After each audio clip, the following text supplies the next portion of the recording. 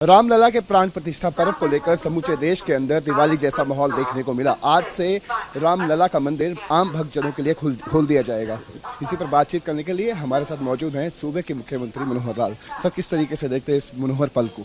देखिए, कल का दिन 22 जनवरी 2024 इस देश के लिए एक ऐतिहासिक दिन बन गया है, जिस दिन भगवान रामलला जी के जिस स्थान को हजारों यानी लगभग 500 वर्ष जिसकी प्रतीक्षा कर रहे थे, इतने संघर्ष के बाद वहाँ एक मंदिर बना। भगवान रामलला अपने मंदिर में विराजमान हुए। कल प्राण प्रतिष्ठा हुई। सरकार के प्रतिनिधि आते स्वयं नरेंद्र मोदी जी, हमारे देश के प्रधानमंत्री वहाँ उपस्थित थे और ये क्षण एक अविस्मरणीय क्षण है।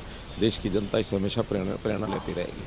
सर, एक लंबा संघर्ष जो है वो देखने को मिला। आप भी उस संघर्ष में जो है वो साथी थे। किस तरीके से देखते हैं संघर्ष के बाद एक मनोहर पल जो है वो आता है और समूचा देश जो है वो दिवाली जैसा माहौल जो है वो बनाता है? देखिए, एक आस्था के विषय होने के नाते से लोगों का संघर्ष करना बड़ा स्वाभाविक था और इतने संघर्ष के बाद ये जीत हासिल हुई है। इससे लोगों में संतोष है और विजय का एक माहौल, उल्लास का एक माहौल बना और इसको हमेशा हमेशा के लिए याद रखेंगे।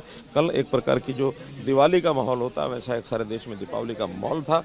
सब लोगों ने अपने घरों में, अपने कार्यालयों में, अपने सभी सार्वजनिक स्थानों के ऊपर दीपोत्सव किया और एक खुशी का प्रतीक सारा समाज उसके अंदर लगा हुआ था। प्रधानमंत्री नरेंद्र मोदी ने संबोधित करते हुए एक शब्द का इस्तेमाल किया, एक स्टेटमेंट दी कि राम मंदिर जो है वो आग नहीं लगाते बल्कि ऊर्जा प्रदान करते हैं। किस तरीके से देखते हैं और किस तरीके से इसे समझा जाए? देखिए, राम जी के नाम में जितनी ऊर्जा है, वास्तव में जैसा कहा गया कि राम राज्य, राम जी मर्यादा पुरुषोत्तम होने के नाते हर व्यक्ति के लिए उनका एक मार्ग है, मार्ग प्रशस्त करते हैं, कैसा व्यवहार होना चाहिए और इस ऊर्जा के साथ, उत्साह के साथ लोग लगेंगे तो जैसा कहा तन तन में राम, घट घट में राम, तो उस राम की यानी उसका आभास होना ये एक बहुत बड़ा सरल है। भगवान राम जी के नाम लेते ही मैं समझता हूँ कि लोगों के संकट कट जाते हैं और ऊर्जा तो स्वाभाविक है, राम जी के नाम से मिलती है। हम राम जी, जय सिया राम, कितने ही नारों से अपने जीवन के अंदर उसको याद रखते हैं। हरियाणा के परिप्रेक्ष्य में जिक्र करें तो कर्तव्य पथ पर इस बार तीसरी बार जो है वो हरियाणा की झांकी जो है वो देखने को मिलेगी। विकसित भारत का संकल्प जो है वो पूरा होते हुए हरियाणा जो है वो देख रहा है और बहुत सारे सपने जो है वो आमजन सुजोए हुए भी है।